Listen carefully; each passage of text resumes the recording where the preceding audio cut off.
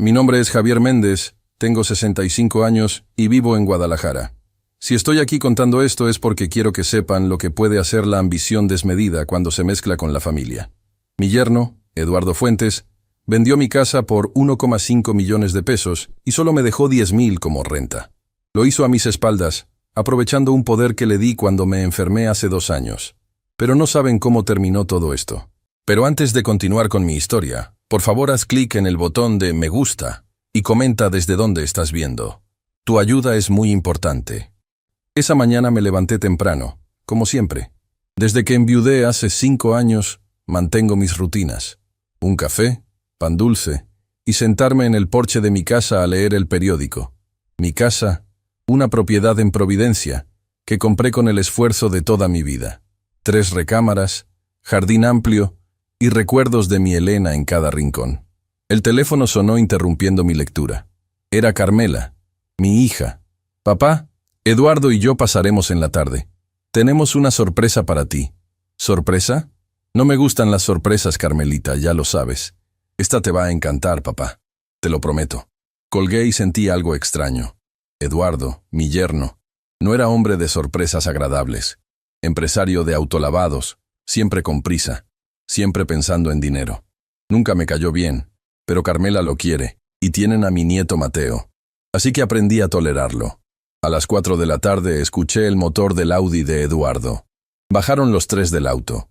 Carmela sonreía nerviosa. Eduardo traía un sobre en la mano. Mateo corrió a abrazarme. «Abuelito, ¿sabes que pronto viviremos en una casa mucho más grande?» Fruncí el ceño mientras revolvía el cabello de mi nieto. «¿De qué habla el niño, Carmela?» Eduardo intervino antes que mi hija pudiera responder. Se sentó frente a mí, sacando documentos y un cheque del sobre. «Don Javier, tenemos excelentes noticias. ¿Recuerda el poder notarial que me dio cuando tuvo el infarto? Bueno, surgió una oportunidad única. Vendimos su casa por 1,5 millones de pesos a unos desarrolladores. ¡Una fortuna!» La sangre me subió a la cabeza tan rápido que pensé que tendría otro infarto. «¿Qué hiciste qué?» «Tranquilo, suegro. Era una oportunidad que no podíamos dejar pasar. Aquí tiene su parte». Me extendió un cheque. Lo miré. 10,000 pesos. ¿10,000? ¿De 1,5 millones? Es para su renta mensual. El resto lo invertí en un desarrollo inmobiliario que multiplicará ese dinero. En unos años, todos estaremos mejor. Carmela se acercó, con esa mirada que pone cuando quiere convencerme de algo. «Papá, es por nuestro futuro. Por Mateo. Eduardo sabe lo que hace». Miré a mi hija, luego a Eduardo. Finalmente, a mi nieto, que jugaba ajeno a todo. Respiré profundo y tomé una decisión. No iba a explotar. No iba a gritar. No frente a Mateo. «Ya veo. ¿Y cuándo tengo que irme?» Eduardo sonrió, claramente aliviado por mi aparente calma. «En 2 semanas toman posesión. Pero no se preocupe. Ya encontramos un departamento perfecto para usted. ¿Puedo ver los papeles de la venta?» Eduardo dudó un momento, pero me pasó el contrato. Lo revisé superficialmente. Todo legal, con mi firma perfectamente falsificada. Sentí náuseas. «Necesito tiempo para digerir esto. ¿Podrían dejarme solo?» «Claro, papá», dijo Carmela.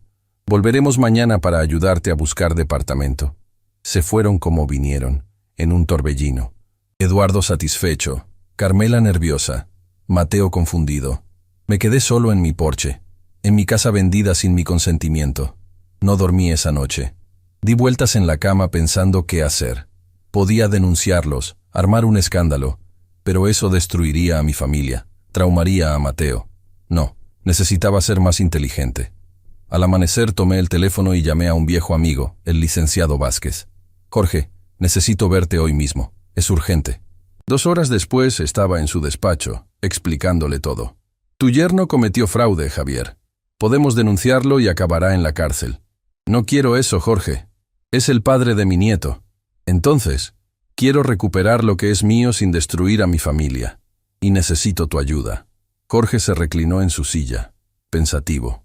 «Tengo una idea, pero necesitarás actuar como nunca lo has hecho». Me explicó el plan. Era arriesgado, pero podría funcionar. Regresé a casa y empecé a prepararlo todo.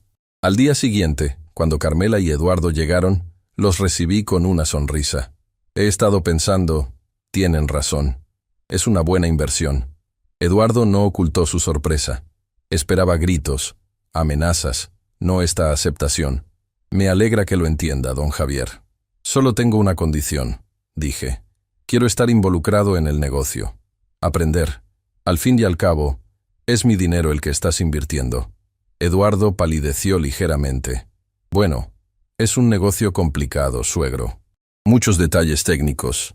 Tengo tiempo de sobra. Y quiero sentirme útil. Carmela intervino, entusiasmada. Es una idea estupenda, papá. Así no te sentirás desplazado. Eduardo no tuvo más remedio que aceptar. Primer paso del plan. Completado. Las siguientes 2 semanas, fingí interés en cada detalle del supuesto desarrollo inmobiliario. Eduardo me mostraba planos, proyecciones, documentos. Yo fotografiaba todo discretamente con el celular que me había dado Jorge. Recopilaba evidencia. También comencé a visitar los autolavados de Eduardo. 6 en total, repartidos por Guadalajara. En cada visita observaba, hacía preguntas a los empleados, tomaba notas. ¿Cuánto tiempo llevas trabajando aquí? 5 años, señor. ¿Y cómo va el negocio? Muy bien. Siempre lleno. Especialmente los fines de semana. Información valiosa. Eduardo había construido un imperio de autolavados, pero en los papeles que me mostró, solo declaraba 2. Los otros 4 no existían oficialmente. Mientras tanto, Eduardo presionaba para que desocupara la casa. Me mostró el departamento que habían elegido para mí. Un 4º piso sin elevador, lejos de todo lo que conocía. Es perfecto para usted, don Javier. Tranquilo, seguro. Y convenientemente lejos, pensé. Pero solo sonreí y asentí. La noche antes de la mudanza, cuando ya había empacado la mayoría de mis pertenencias, recibí la llamada de Jorge. Está todo listo, Javier. ¿Sigues adelante? Más que nunca. Recuerda, tienes que mantener la calma en todo momento. Si Eduardo sospecha, todo se viene abajo. No te preocupes. He aprendido a actuar en estas semanas. El día de la mudanza llegó. Un camión se llevó mis muebles al departamento. Carmela supervisaba todo mientras Eduardo estaba ocupado en otro lugar. Mejor así. Papá, sé que es difícil dejar esta casa. No es la casa, Carmelita. Son los recuerdos. Mi hija me abrazó, con lágrimas en los ojos. Te prometo que todo será para mejor. La miré a los ojos y me pregunté cuánto sabía realmente. ¿Era cómplice de Eduardo o también víctima de sus mentiras? Eso espero, hija. Eso espero. Esa noche dormí en el pequeño departamento.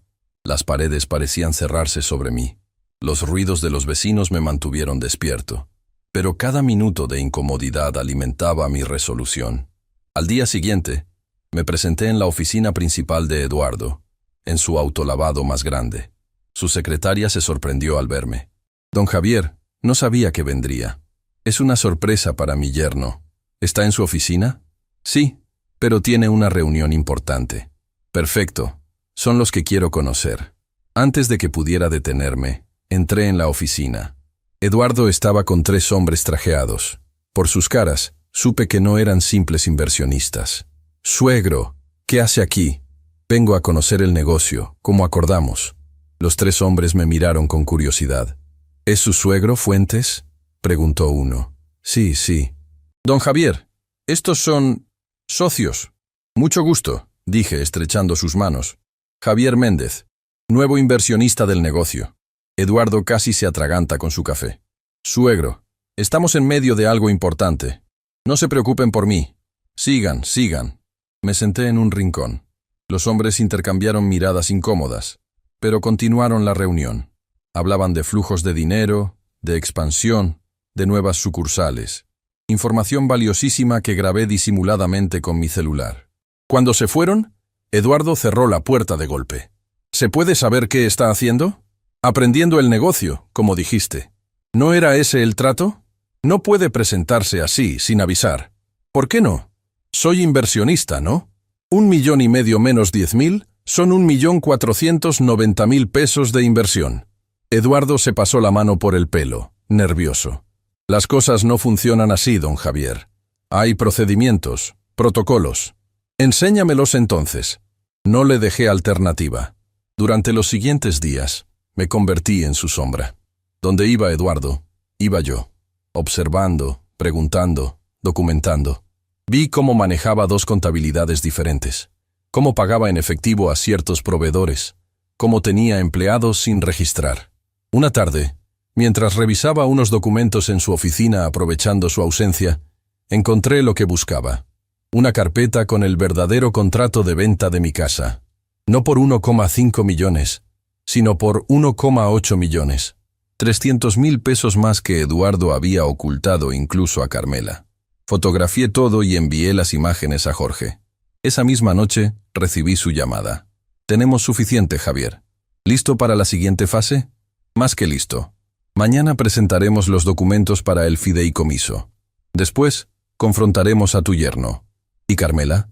Por lo que me has contado y las pruebas que tenemos, parece que Eduardo le ha mentido tanto como a ti. Pero eso tendrás que confirmarlo tú mismo». Esa noche apenas dormí, preparándome mentalmente para lo que vendría. No era solo recuperar mi dinero. Era hacer justicia sin destruir a mi familia. A la mañana siguiente, me presenté en la notaría donde Jorge me esperaba. Firmamos los documentos que protegerían mis bienes con un fideicomiso irrevocable. Después, fuimos al banco donde abrimos una cuenta especial. «Tu yerno no podrá tocar este dinero», me aseguró Jorge. «Está blindado legalmente. ¿Y ahora?» «Ahora lo confrontamos». Jorge hizo una llamada desde su celular. «Señor Fuentes, soy el licenciado Vázquez, representante legal de don Javier Méndez. Necesitamos reunirnos urgentemente en mi despacho». «Sí, esta misma tarde. Se trata de irregularidades graves en la venta de la propiedad de mi cliente». Eduardo llegó al despacho 2 horas después. Entró como un torbellino, sin siquiera tocar la puerta. «¿Qué significa esto, suegro? ¿Me está amenazando?» Jorge intervino, profesional y frío. «Siéntese, señor Fuentes. Esto no es una amenaza, es una constatación de hechos». Le mostró las fotografías, los documentos, las grabaciones. Con cada evidencia, Eduardo palidecía más. «Fraude, falsificación, evasión fiscal. Son delitos graves, señor Fuentes. ¿Qué quieren? ¿Dinero?» Me miró con odio. No me importó, ya había visto su verdadera cara. «Quiero lo que es mío, Eduardo», dije calmadamente. «Mi casa, mi dinero. Y quiero que Carmela y Mateo estén a salvo de tus engaños. No puedes probarlo. Tengo abogados mejores que este vejestorio». Jorge sonrió. «¿Estás seguro? Porque ya hemos presentado un informe preliminar a la fiscalía. Solo esperan nuestra señal para proceder». Eduardo se hundió en la silla. Por primera vez, vi miedo en sus ojos. «¿Qué proponen?» Jorge sacó un documento. «Restitución completa. La casa vuelve a nombre de don Javier. Los 1,5 millones de la venta, menos los 10,000 ya entregados, se depositan en un fideicomiso familiar controlado por don Javier. Usted renuncia a cualquier derecho sobre estos bienes. Y a cambio, no presentamos cargos por el fraude. Y don Javier no le cuenta a su hija la clase de hombre con quien se casó». Eduardo miró el documento, luego a mí.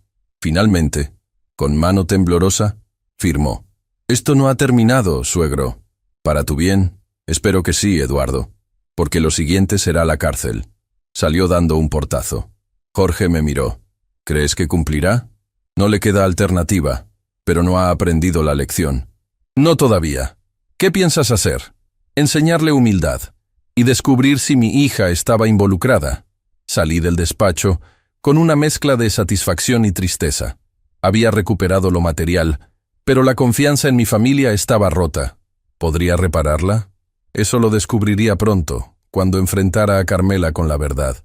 La batalla legal estaba ganada, pero la guerra familiar apenas comenzaba. La mañana siguiente a mi encuentro con Eduardo en el despacho de Jorge, me desperté con una claridad que no sentía en semanas. Había recuperado legalmente mi casa y mi dinero, pero faltaba algo esencial: mi dignidad.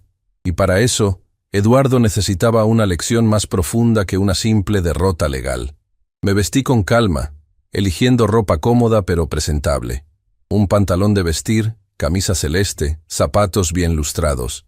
Quería que Eduardo me viera como lo que soy. Un hombre de respeto, no un anciano al que se puede engañar. Mientras desayunaba en aquel pequeño departamento al que me había relegado, sonó mi teléfono. Era Carmela. «Papá, ¿dónde estás? Fui a buscarte pero me dijeron que no estabas». «Estoy en el departamento, hija. ¿Pasó algo?» «Eduardo está muy alterado. Dice que lo amenazaste con un abogado. Suspiré. El momento de la verdad con mi hija había llegado antes de lo previsto. Carmelita, necesito verte. Sin Eduardo. ¿Puedes venir al café de siempre en 1 hora? Hubo un silencio al otro lado de la línea. Es grave, ¿verdad, papá? Sí, hija. Es grave. El Café Madero era nuestro punto de encuentro desde que Carmela era adolescente. Un lugar tranquilo, con mesitas alejadas donde podíamos hablar sin interrupciones. Llegué primero y pedí 2 cafés. Conocía bien a mi hija. Necesitaría uno fuerte para lo que iba a escuchar. Carmela llegó puntual, como siempre. Llevaba el cabello recogido y esa arruga de preocupación en la frente que tanto me recordaba a su madre. Papá, me estás asustando. Siéntate, Carmela. Lo que tengo que decirte no es fácil. Le conté todo. La venta fraudulenta, la firma falsificada, el contrato real, los negocios oscuros de Eduardo. Mientras hablaba, vi cómo su rostro pasaba de la incredulidad a la vergüenza y finalmente a la rabia.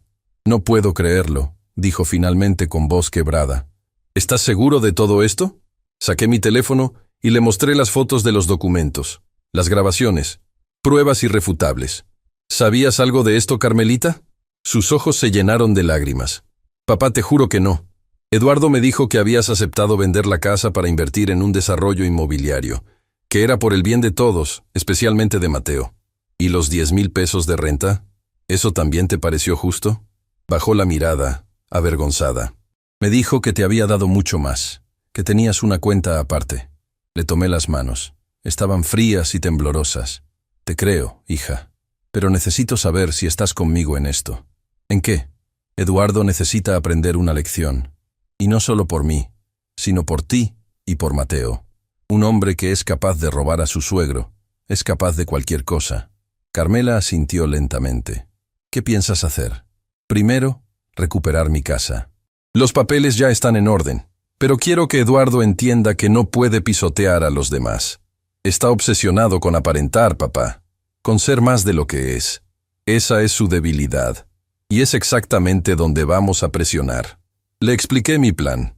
Era arriesgado, pero si funcionaba, Eduardo aprendería una lección que jamás olvidaría. Necesito tu ayuda, Carmelita. ¿Puedo contar contigo?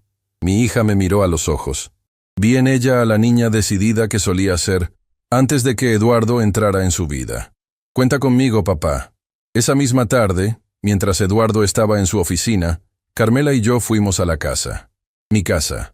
Con las llaves que Jorge había conseguido a través del juzgado, entramos como si nada hubiera cambiado. ¿Qué hacemos primero?, preguntó Carmela, nerviosa pero decidida. Actuar con normalidad. Estamos en nuestra casa, después de todo. Mientras Carmela preparaba la cena, yo revisé cada habitación. Habían empezado a hacer cambios. Muebles nuevos, cuadros diferentes, mi viejo sillón reemplazado por uno de piel. Símbolos de la supuesta riqueza de Eduardo. Sonreí. Pronto entendería el verdadero valor de las cosas. El ruido de un auto nos alertó. Eduardo había llegado. ¿Carmela? Su voz resonó desde la entrada. ¿Qué huele tan bien? Se quedó petrificado al verme sentado en el comedor, tranquilo, como si nada hubiera pasado. ¿Qué hace usted aquí? Estoy en mi casa, Eduardo. ¿Dónde más estaría? Miró a Carmela, confundido. ¿Le dijiste? ¿Le contaste lo que pasó con el abogado? Le conté todo, Eduardo. Todo. La furia invadió su rostro. Nos traicionaste. A tu propio marido. No, Eduardo. Tú nos traicionaste a todos. A mi padre, a mí, incluso a Mateo. Eduardo dio un paso hacia ella, amenazante. Me interpuse. Ni lo pienses. Si tocas a mi hija, te aseguro que lo que sigue no será solo una demanda por fraude. Se contuvo, pero sus ojos ardían de rabia. Esto no quedará así, viejo. Tengo influencias, contactos. Los mismos que vi en tu oficina el otro día. Interesantes amigos, Eduardo. Me pregunto qué pensarán cuando sepan que estás bajo investigación por fraude. Eso lo detuvo en seco. La mención de sus socios tocó un nervio sensible. ¿Qué quieren de mí? Yo solo quiero una cosa, dije. Quiero que entiendas lo que has hecho. Si es dinero, no es dinero, Eduardo. Es respeto, dignidad. Valores que obviamente no conoces. Carmela intervino, más calmada. Papá tiene un trato para ti. ¿Qué clase de trato? Mañana te lo explicaré. Ahora puedes quedarte a cenar con tu familia, o puedes irte. La elección es tuya. Eduardo nos miró a ambos, evaluando sus opciones. Finalmente, con un gesto de resignación, se quitó el saco y lo colgó en el perchero. Bien, hablemos. La cena transcurrió en un silencio tenso. Mateo estaba en casa de un amigo, afortunadamente. No quería que presenciara este momento. Al terminar, mientras Carmela recogía los platos, le expuse mi propuesta. Tengo una oferta para ti, Eduardo. Una oportunidad de redención. No necesito redención, suegro. Todos la necesitamos en algún momento. Y créeme, tú más que nadie. Le expliqué mi plan. Durante un mes, Eduardo trabajaría en uno de sus autolavados. No como dueño, sino como empleado raso, limpiando autos, barriendo, haciendo lo que cualquier otro trabajador haría. Está loco. Soy el dueño. No puedo. Puedes, y lo harás. Si no, procederemos con la demanda penal. Y créeme, tus socios no estarán nada contentos cuando su nombre aparezca en una investigación. Eduardo palideció. Sabía exactamente a qué me refería. Un mes es mucho tiempo. 2 semanas entonces, pero completas, sin excusas. Miró a Carmela, buscando apoyo. No lo encontró.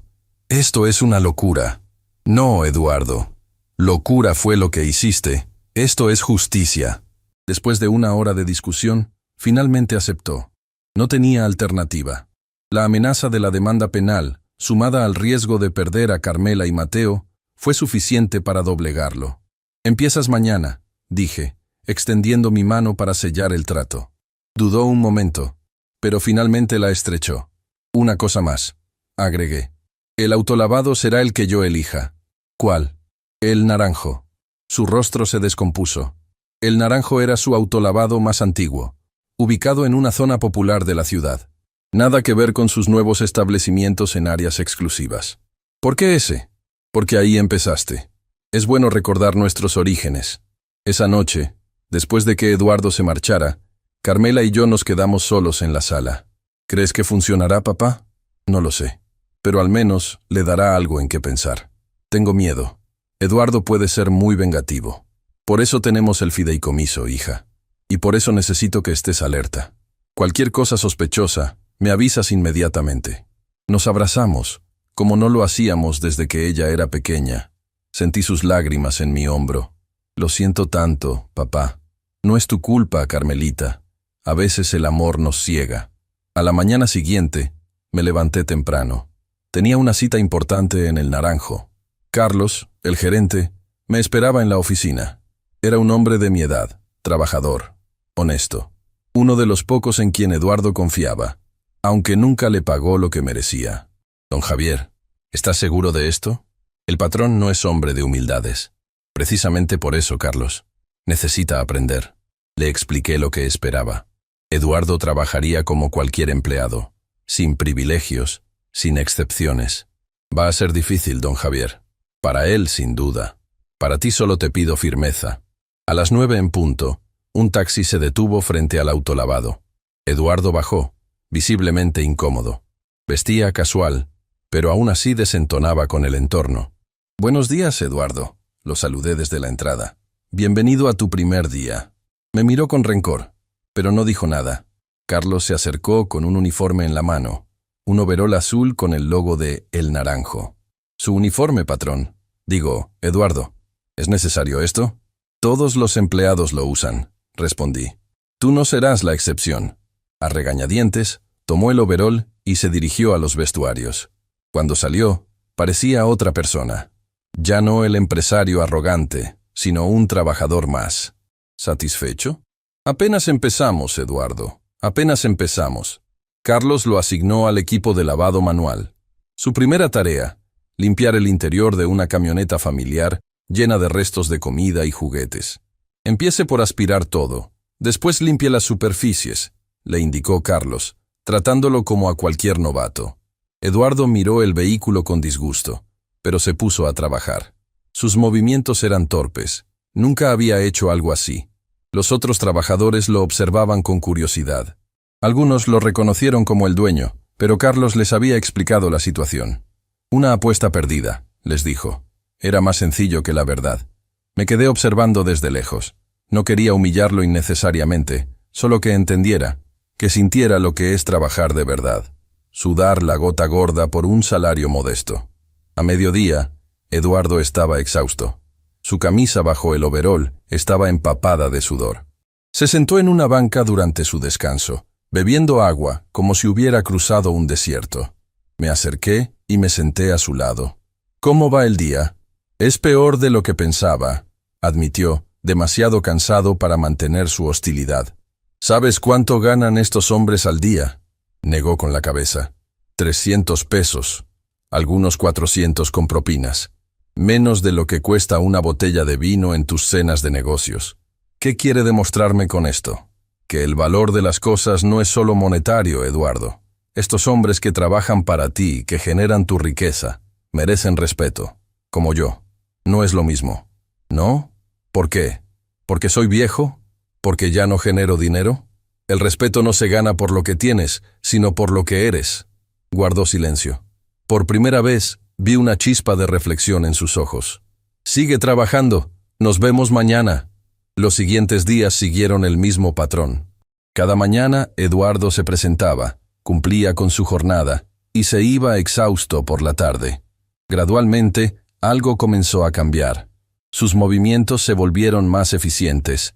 Empezó a hablar con los otros trabajadores. Incluso lo vi reír una vez, cuando uno de ellos contó un chiste. Al quinto día, llegué para encontrar algo sorprendente.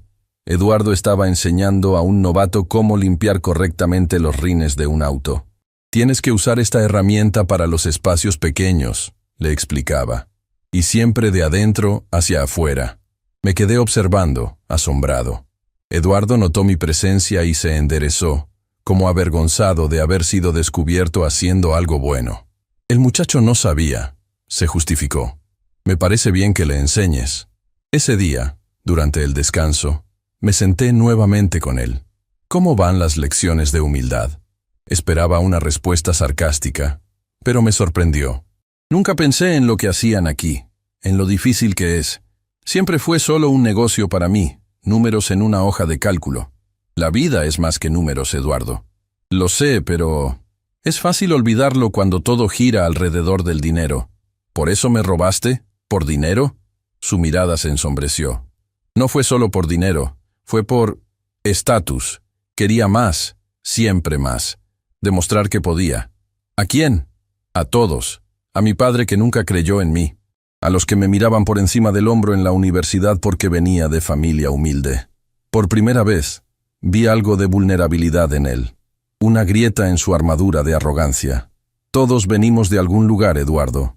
Lo importante es no olvidarlo.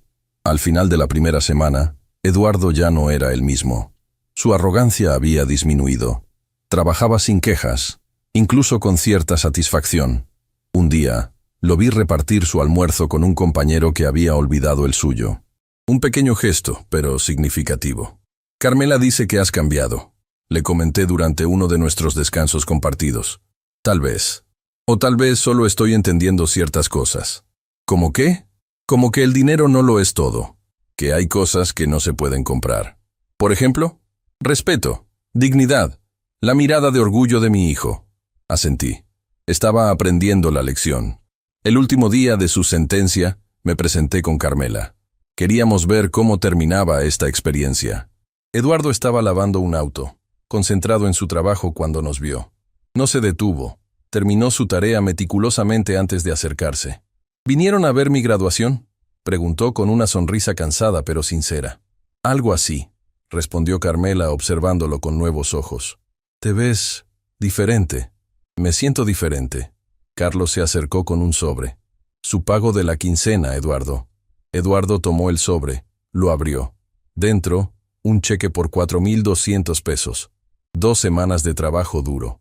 «No es mucho, ¿verdad?», dijo mirándome significativamente. «No», respondí. «No lo es». Guardó el cheque en su bolsillo. Luego, sin previo aviso, me extendió la mano. «Gracias, don Javier». «¿Por qué?»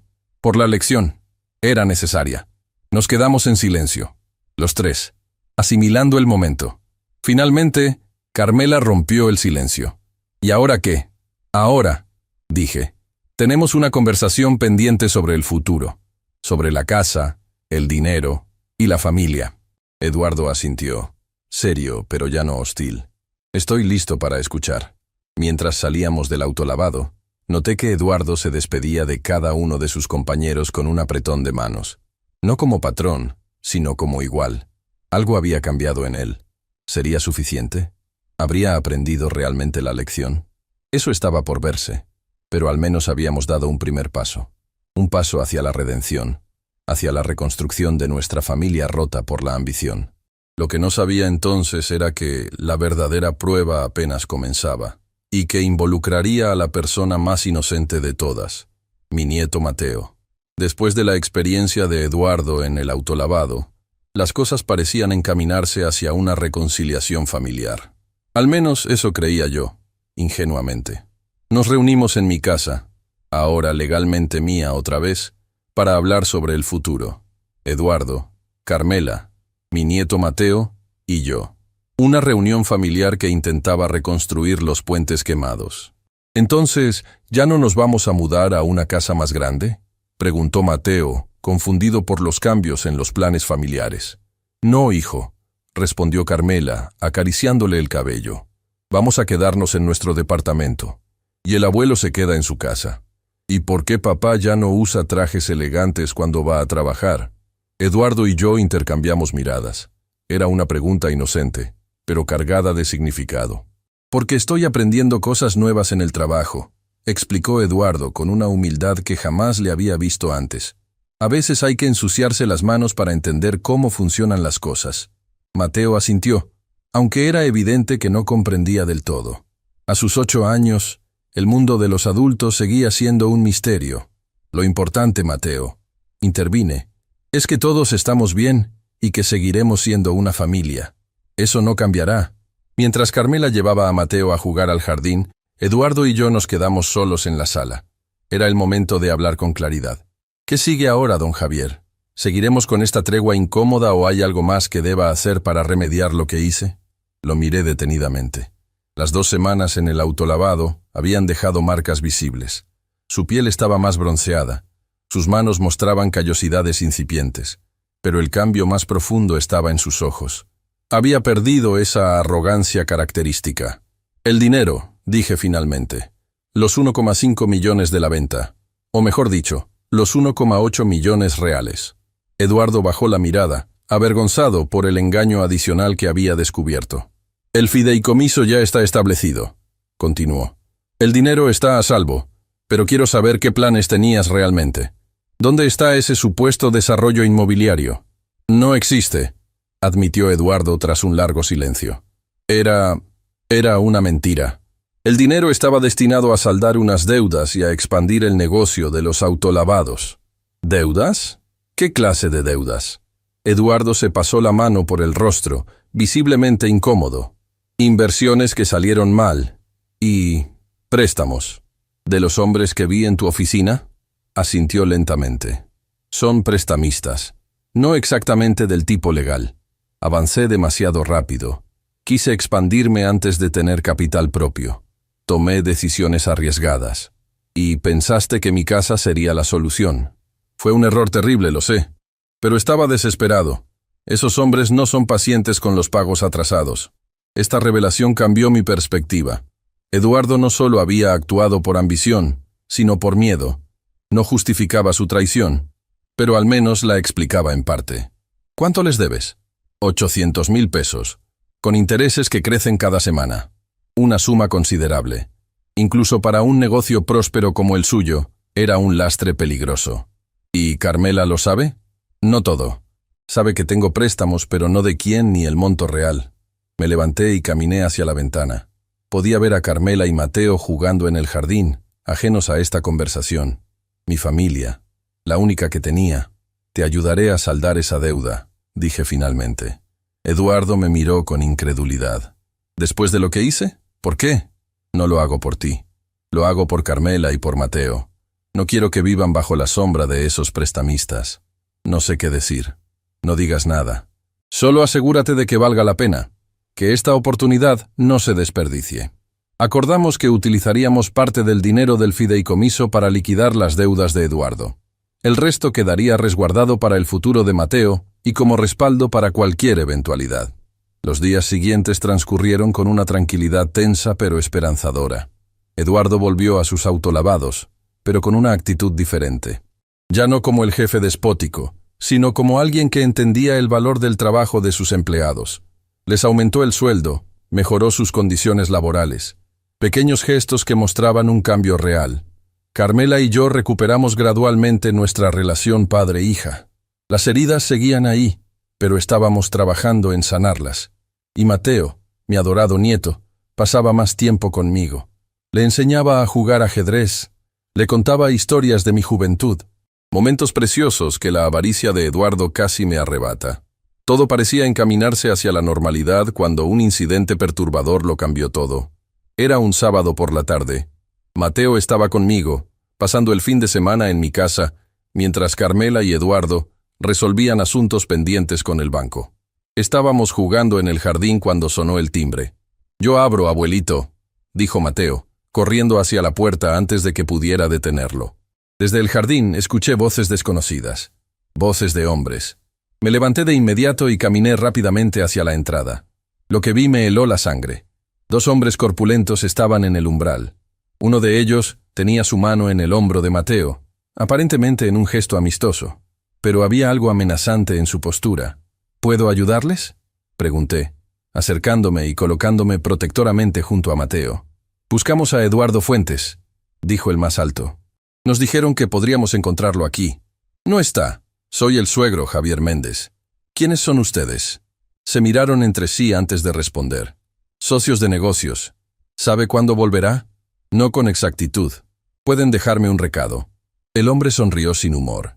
«Es mejor que hablemos directamente con él. Es un asunto delicado». Reconocí a uno de ellos. Había estado en la oficina de Eduardo aquel día que lo sorprendí. Los prestamistas. «Mateo, ve adentro, por favor», dije con firmeza. Mi nieto, sintiendo la tensión, obedeció sin protestar. Una vez que desapareció dentro de la casa, mi tono cambió. «Sé quiénes son ustedes, y sé lo que Eduardo les debe». «Entonces, sabe que no estamos aquí para socializar», respondió el más bajo, cambiando su actitud afable por una más intimidante. «El plazo venció hace 3 días. Estamos en proceso de resolver eso. Necesitamos un poco más de tiempo. El tiempo es dinero, señor Méndez, y el dinero es justo lo que su yerno no nos ha pagado». «Les propongo algo», dije, manteniendo la calma. «Vuelvan el lunes. Tendrán su dinero completo, sin intereses adicionales». Se miraron, evaluando la propuesta. «¿Cómo sabemos que no es una táctica dilatoria?». «Porque no arriesgaría la seguridad de mi familia». «El lunes, en la oficina principal del autolavado El Naranjo. A mediodía». Después de un tenso silencio, asintieron. «El lunes. Sin falta». Cuando se fueron, cerré la puerta y me apoyé contra ella, respirando profundamente. La situación era más grave de lo que Eduardo había admitido. Estos hombres no eran simples prestamistas impacientes. Había algo más siniestro en ellos. Mateo apareció desde el pasillo. «¿Quiénes eran esos hombres, abuelito?». «Nadie importante, Mateo. Solo buscaban a tu papá por trabajo». Parecían enojados. «A veces los adultos parecen enojados aunque no lo estén. No te preocupes». Pero yo sí estaba preocupado. Muy preocupado. Llamé inmediatamente a Eduardo. No contestó. Luego a Carmela. Tampoco respondió. Finalmente, contacté con Jorge. «Necesito que aceleres el proceso del fideicomiso. Necesitamos disponer de 800,000 pesos inmediatamente». «¿Ocurrió algo, Javier?». «Te explico después. Por ahora solo haz lo que te pido. Es urgente». Esa noche, cuando Carmela y Eduardo vinieron a recoger a Mateo, los confronté en privado. «Tuviste visitas hoy, Eduardo. Tus socios». El color abandonó su rostro. «¿Vinieron aquí? ¿Hablaron con Mateo?». Afortunadamente lo evité. Pero estuvieron cerca. Demasiado cerca. «Dios mío», murmuró Carmela, entendiendo la gravedad de la situación. «¿Quiénes son realmente, Eduardo?». Eduardo se derrumbó en el sillón, pasándose las manos por el pelo. «Son prestamistas vinculados con gente peligrosa. Comenzó como un préstamo de negocios normal, pero las cosas se complicaron cuando no pude cumplir con los primeros pagos». «¿Por qué no me dijiste la verdad completa?», le reclamé. ¿Tienes idea del peligro en que has puesto a tu familia? Pensé que podría resolverlo, que con el dinero de la venta de la casa pagaría la deuda y nadie tendría que enterarse. Pues ahora estamos todos enterados, dijo Carmela, con voz temblorosa. Y lo peor es que involucraste a Mateo. Nunca quise eso, lo juro. Jamás pondría a Mateo en peligro conscientemente. Les conté sobre el acuerdo al que había llegado con los prestamistas. El pago el lunes, sin más demoras. Jorge está acelerando el proceso para disponer del dinero del fideicomiso. Deberíamos tenerlo para entonces.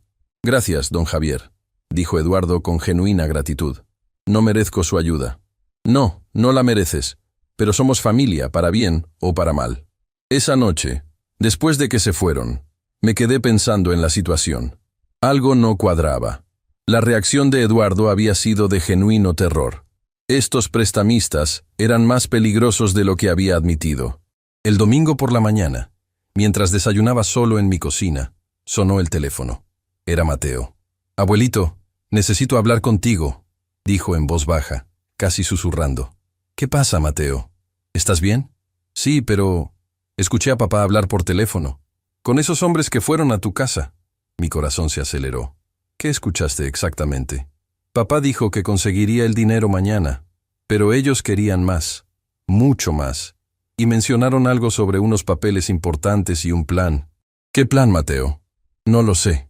Papá entró al baño para seguir hablando, pero parecía muy asustado. «¿Dónde están tus padres ahora?» «Mamá fue al supermercado. Papá está en su despacho con la puerta cerrada».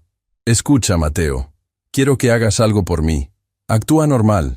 No dejes que tu papá sepa que hablaste conmigo. Iré para allá en un rato. Tengo miedo, abuelito. No te preocupes.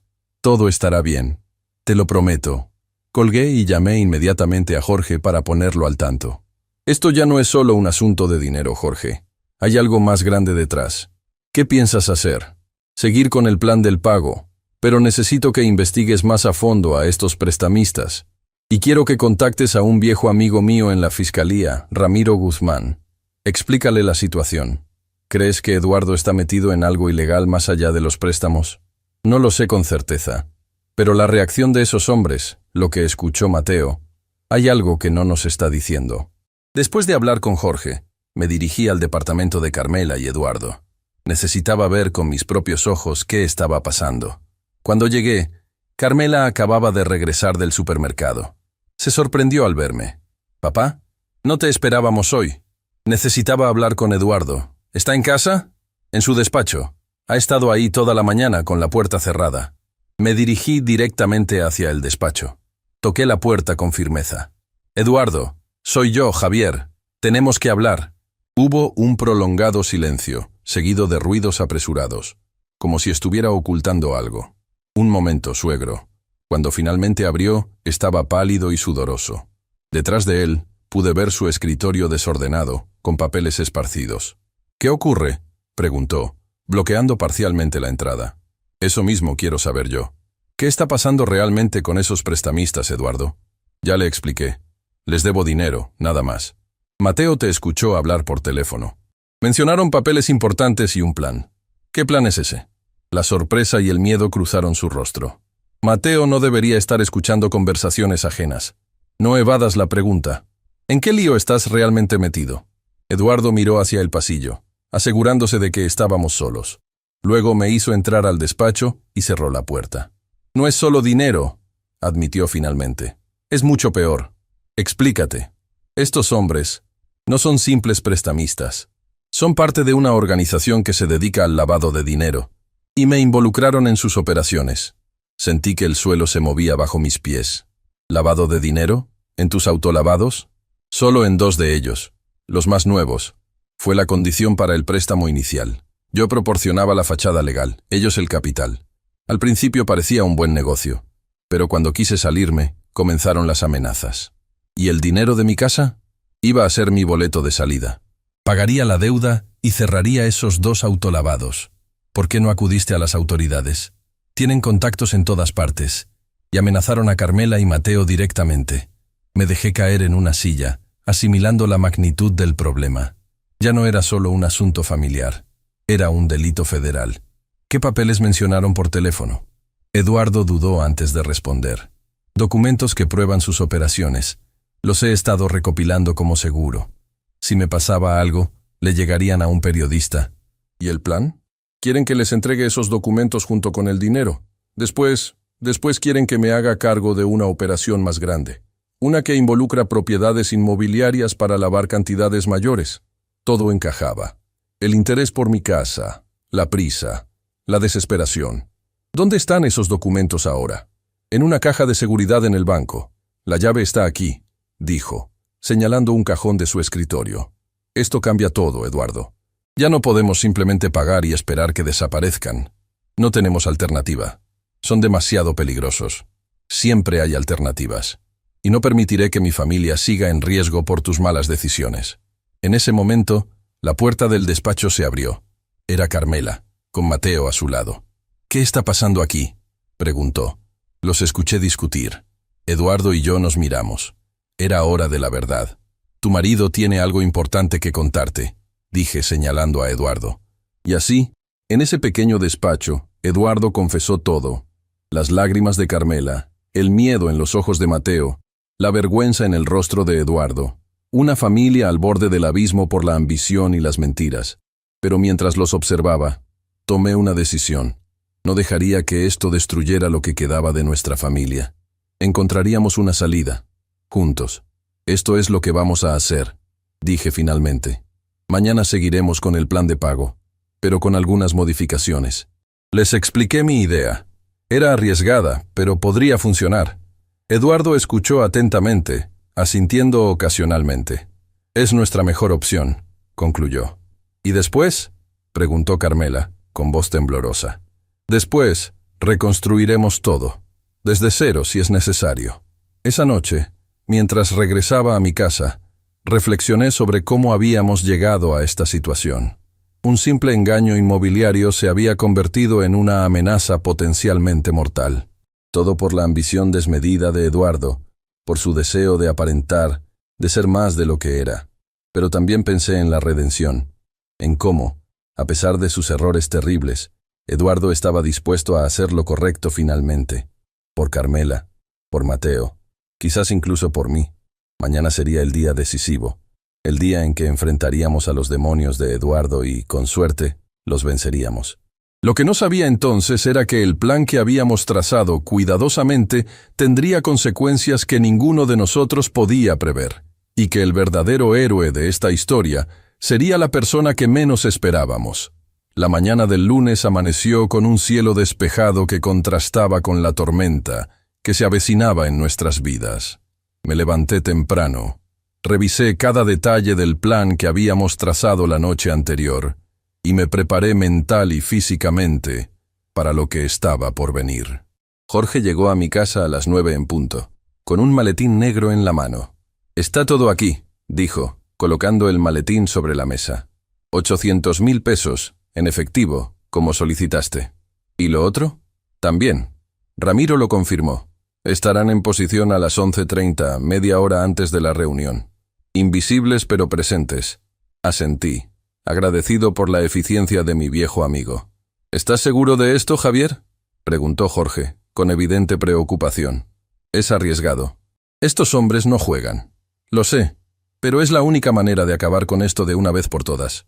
Mi familia está en peligro, y no pienso sentarme a esperar lo peor. ¿Confías en Eduardo para esta parte del plan? Era una pregunta pertinente. Después de todo lo ocurrido, ¿podía realmente confiar en mi yerno? No confío en Eduardo, confío en su miedo, y en su amor por Carmela y Mateo. Hará lo correcto porque no tiene alternativa. Jorge asintió, no del todo convencido. Estaré cerca por si me necesitas. A las 10 recibí la llamada de Eduardo. Todo listo por mi parte, don Javier. Acabo de recoger los documentos de la caja de seguridad. ¿Carmela y Mateo? En casa de mi madre. Seguros, como acordamos. Bien. Nos vemos en el Naranjo a las 11:15. Ni un minuto más.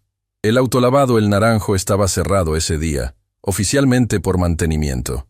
Cuando llegué, solo estaba Carlos, el gerente, quien había sido informado parcialmente de la situación. Gracias por tu discreción, Carlos, le dije mientras me entregaba las llaves de la oficina principal. No hay problema, don Javier. Aunque no entiendo bien qué está pasando, Sé que usted y el patrón están resolviendo algo importante. Así es. Y cuando todo termine, las cosas mejorarán aquí. Te lo prometo. Carlos se retiró, dejándome solo en el local. Revisé cada rincón, asegurándome de conocer todas las entradas y salidas. Luego, entré a la oficina principal y esperé. Eduardo llegó puntual. Llevaba un sobre manila grueso bajo el brazo, y su expresión era una mezcla de determinación y terror. ¿Los documentos?, pregunté señalando el sobre. Todo está aquí. Contratos, transferencias, nombres, fechas. Suficiente para hundir a estos tipos por años.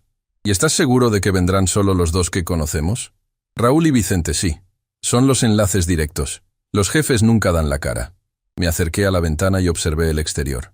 El estacionamiento estaba vacío, excepto por nuestros vehículos y una camioneta de mantenimiento estacionada en la esquina más alejada.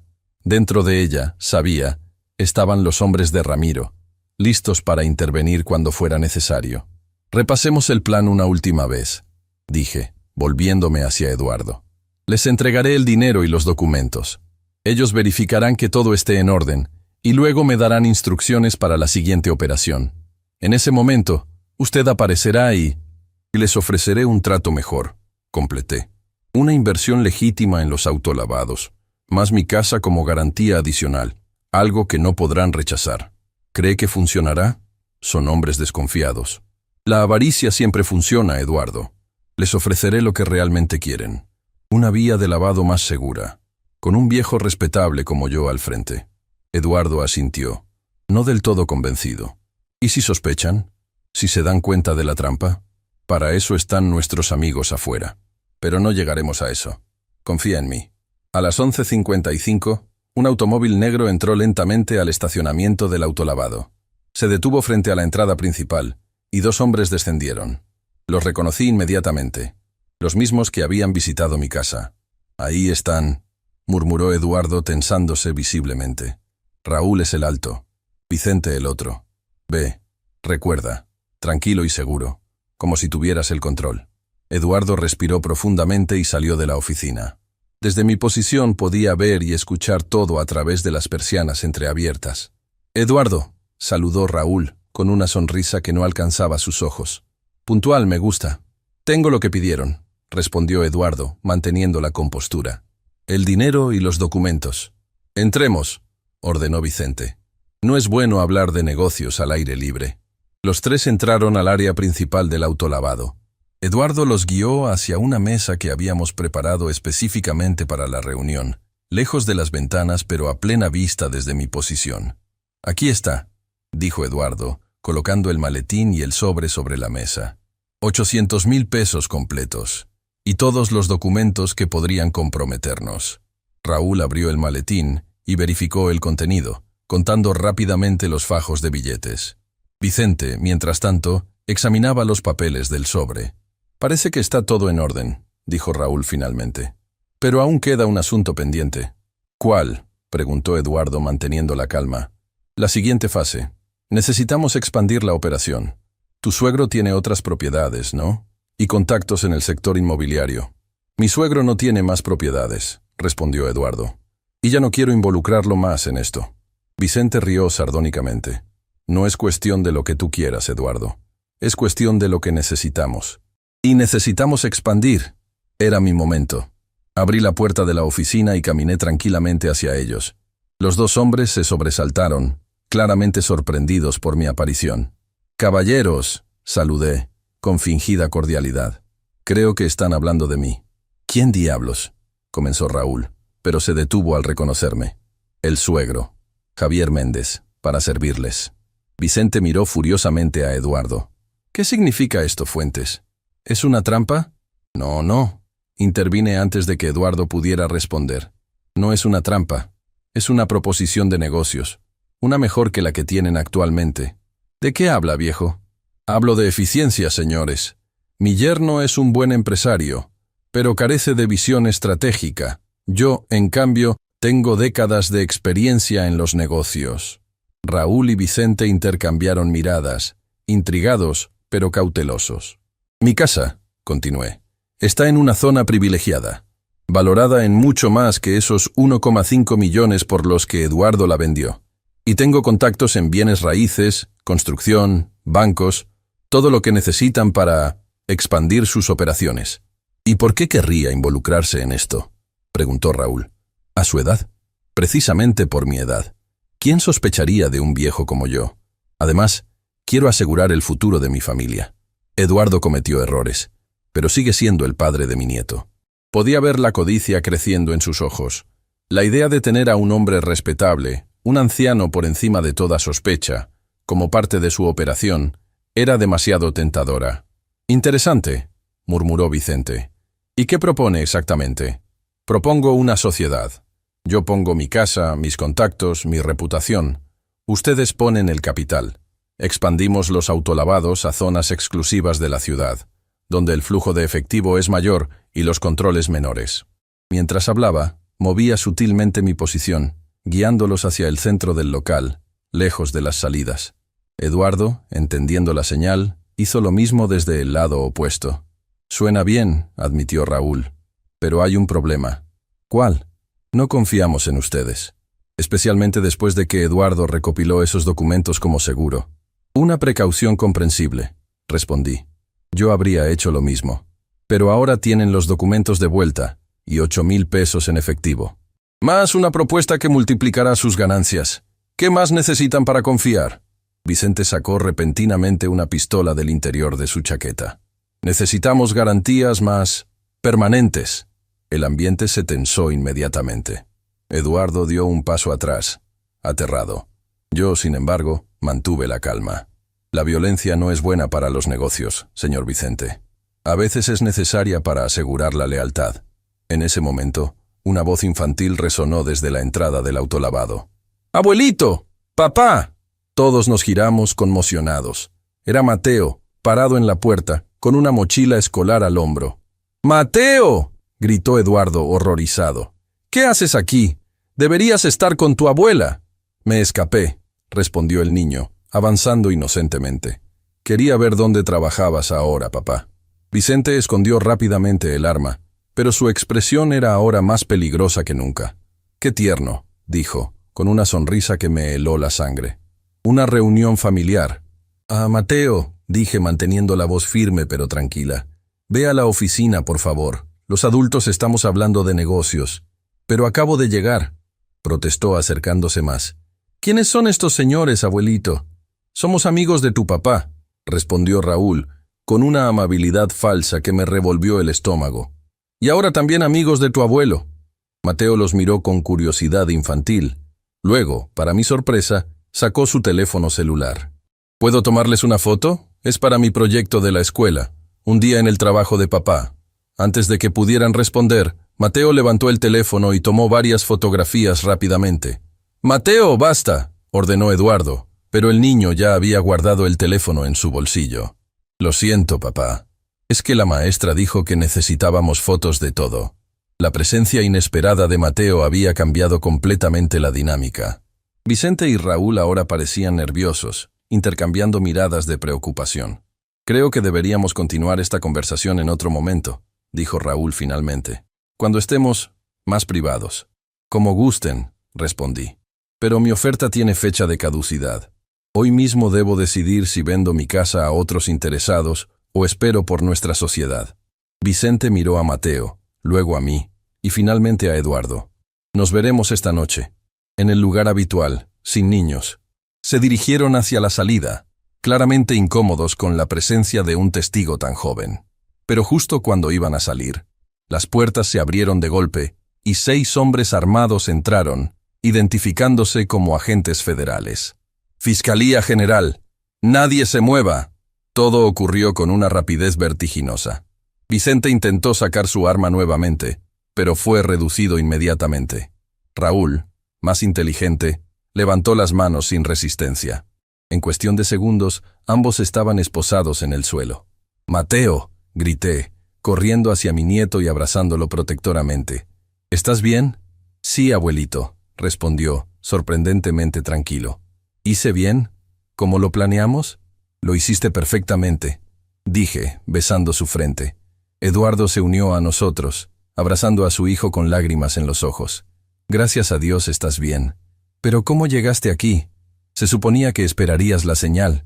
Vi que tardaban mucho, explicó Mateo. Y el señor Jorge dijo que era hora de la parte B del plan. Miré hacia la entrada, donde Jorge me saludaba con un gesto discreto. El viejo zorro había modificado el plan sin avisarme. Ramiro Guzmán, mi amigo de la fiscalía, se acercó a nosotros mientras sus hombres se llevaban a Raúl y Vicente. Funcionó exactamente como dijiste, Javier. Las fotos del niño fueron la cereza del pastel. Tenemos sus caras, sus voces grabadas por los micrófonos que instalamos, y toda la evidencia de los documentos. ¿Estarán mucho tiempo encerrados?, preguntó Eduardo. Con lo que tenemos, más sus antecedentes previos que hemos investigado, no verán la luz del día en al menos 15 años. Y sus jefes tampoco se salvarán. Estamos desmantelando toda la organización mientras hablamos.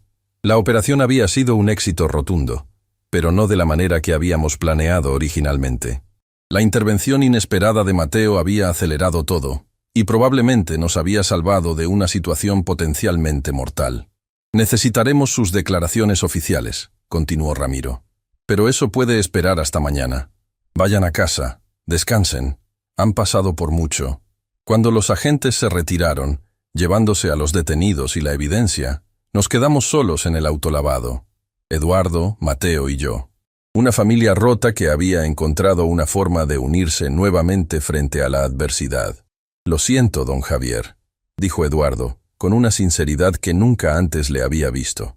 Por todo, por la casa, por el dinero, por poner a todos en peligro. Lo importante es que aprendiste la lección, Eduardo.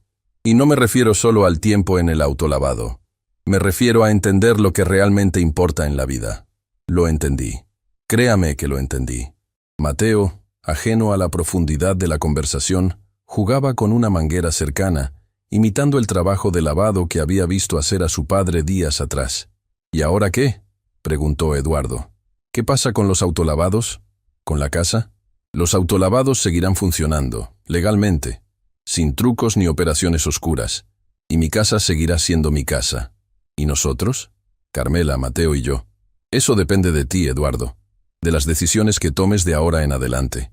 Nos quedamos en silencio un momento, observando a Mateo jugar inocentemente, aún sin comprender completamente el peligro del que se había salvado. Quiero ser mejor, dijo finalmente Eduardo. Por ellos, por usted. Entonces lo serás. Esa noche, toda la familia se reunió en mi casa. Carmela, informada de lo ocurrido, alternaba entre abrazar a Mateo con alivio y regañarlo por haberse expuesto al peligro. «Fue idea del abuelo», se defendía el niño. Él dijo que sería el héroe secreto del plan. Carmela me miró con reproche. «¿Usaste a mi hijo como señuelo, papá?» «No exactamente», respondí. El plan original era que esperara en el auto con Jorge y solo entrara cuando fuera seguro, para distraerlos, no para confrontarlos. Pero el señor Jorge dijo que era mejor si entraba antes, añadió Mateo. Y tenía razón, ¿no? Funcionó. Carmela suspiró, resignada, pero aliviada. Prométeme que nunca más involucrarás a Mateo en algo así. Lo prometo, aunque debo admitir que fue un excelente actor. La cena transcurrió en un ambiente extrañamente pacífico, como si todos hubiéramos liberado un peso enorme de nuestros hombros. Eduardo, especialmente, parecía un hombre nuevo, más tranquilo, más presente, más auténtico. Después de cenar, mientras Carmela acostaba a Mateo, Eduardo y yo nos quedamos en el porche, contemplando el jardín iluminado por la luna. «¿Cómo supo que funcionaría?», preguntó. «Todo el plan, la trampa». No lo sabía con certeza. Fue un riesgo calculado. ¿Y confió en mí para llevarlo a cabo? Después de todo lo que hice, confié en que harías lo correcto cuando realmente importara. Y lo hiciste. Eduardo asintió, pensativo. El dinero del fideicomiso, ¿qué pasará con él? Seguirá ahí, protegido, para el futuro de Mateo principalmente, y como fondo de emergencia para la familia. ¿Y los autolavados? Seguirán siendo tuyos, pero con una condición. ¿Cuál? Quiero ser socio minoritario. Un 30%. Y quiero que los empleados tengan mejores condiciones. Salarios justos, prestaciones, oportunidades de crecimiento. Eduardo sonrió, sorprendido pero no disgustado.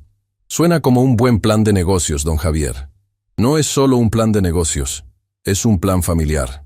Nos quedamos en silencio nuevamente, disfrutando de la tranquilidad de la noche. ¿Sabe qué es lo más irónico de todo esto? Dijo finalmente Eduardo. ¿Qué? Que al final, Mateo fue quien nos salvó a todos. El más inocente, el más vulnerable. A veces los héroes vienen en los paquetes más pequeños. Carmela se unió a nosotros en el porche, sentándose entre ambos. Tomó mi mano y la de Eduardo, creando un círculo simbólico de unidad. Mateo quiere que le des las buenas noches, papá, me dijo. Dice que su héroe favorito debe contarle un cuento antes de dormir. Me levanté, conmovido por el gesto. Antes de entrar miré a Eduardo y Carmela, juntos en el porche de mi casa. Mi familia, imperfecta, dañada, pero aún así, mi familia. Don Javier, llamó Eduardo. Gracias, por todo. No me agradezcas aún, Eduardo. La vida sigue, y las lecciones también. Lo sé, y estoy listo para aprenderlas. Entré a la casa, dirigiéndome a la habitación donde Mateo me esperaba. El verdadero héroe de nuestra historia, aunque él aún no lo comprendiera completamente. La avaricia y la ambición habían casi destruido nuestra familia, pero el amor, la lealtad y el coraje la habían salvado. Especialmente el coraje de un niño que, sin saberlo, nos había enseñado a todos la lección más importante, que a veces la mayor fortaleza está en la inocencia y el mayor poder en la verdad. Mi casa seguía siendo mía. Mi dinero estaba seguro. Mi familia estaba unida. Y Eduardo había aprendido una lección que ningún monto de dinero podría comprar. A veces, perderlo todo es el primer paso para ganarlo todo. Y a veces, el villano de tu historia puede convertirse en un aliado, si le das la oportunidad de redimirse. Esta es mi historia.